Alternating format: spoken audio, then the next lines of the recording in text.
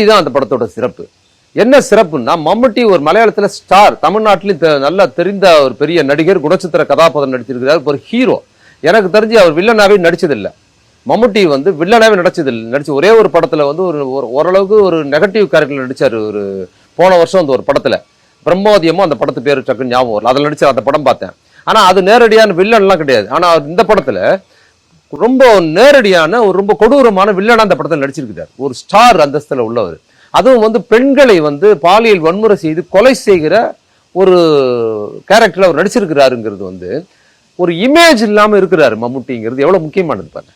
இவங்க எல்லாம் நிஜ வாழ்க்கையில், நம்ம ஊர்ல அவரு நிஜ வாழ்க்கையில ரொம்ப நேர்த்தியானவராக இருக்கிறாரு, ரொம்ப தன்மையானவராக இருக்கிறாரு. இந்த படம் ஷூட் முடிஞ்சதுக்கு பிற்பாடு அந்த படத்தில் நடிச்ச விநாயகை கூப்பிட்டு, அவர் சிறைக்கு போயிட்டார் போன முறை கைதாகி, அவரை கூப்பிட்டு மேடையில் உட்கார வச்சு அவர் பார்த்து அன்பா பேசினது. அது இல்லாம அவர் ரொம்ப தான் ஒரு நடிகருங்கிறதுனால எனக்கு ஏன் முக்கியத்துவம் கொடுக்குறேன்னு சொன்னதும். அப்புறம் எதில் கூட ஒரு செய்தி பார்த்தேன், அவர் முன்னால சிகரெட் பிடிச்சி மறைச்சா சத்தம் போடுவாரு, உன் காசில் நீ பிடிக்கிற, ஏன்டா ஏன் முன்னாலே அதை நீ மறைக்கிற அப்படின்னு அவர் சொல்லுவாரு. அப்படிங்கிறதெல்லாம் பார்த்துருக்கோம். அப்படி ஒரு ஸ்டாரா இருக்கிற அவரு ஒரு நெகட்டிவ் கேரக்டர் நடிச்சிருக்கிறாரு. ஆனா நிஜ வாழ்க்கையில அவரு இவ்வளவு சிறப்பானவரா இருக்காரு. சினிமாவில் வில்லனா நடிச்சிருக்கிறாரு. இப்ப நம்ம ஒரு நடிகர்கள் ஸ்டாரா இருக்கிறவங்க எல்லாம் இந்த பனையூர்ல 41 பேர் செத்து போனதுக்கு காரணமா இருந்த எந்த குற்ற உணர்வும் இல்லாதவர்கள் நிஜ வாழ்க்கையில வில்லத்தனமா இருக்கிறாங்க, சினிமாவில் ஸ்டாரா இருக்கிறாங்கல்ல, இவங்க எல்லாம் அந்த படத்தை அவரை பார்த்து கத்துக்கணும்.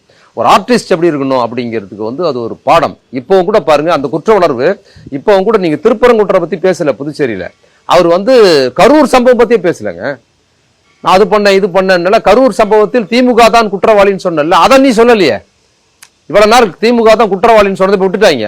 இப்ப திமுக கரூர்ல இப்படி அனுமதி கொடுக்கல, இப்ப முறையா அனுமதி கொடுத்து கரூர்ல இப்படி 47 பேர் இறந்ததுக்கு திமுக அரசு தான் காரணம் கூட உன்னால் நினைவுபடுத்த முடியாத அளவுக்கு எப்படி பாசிங்கா இருக்காங்க பாருங்க.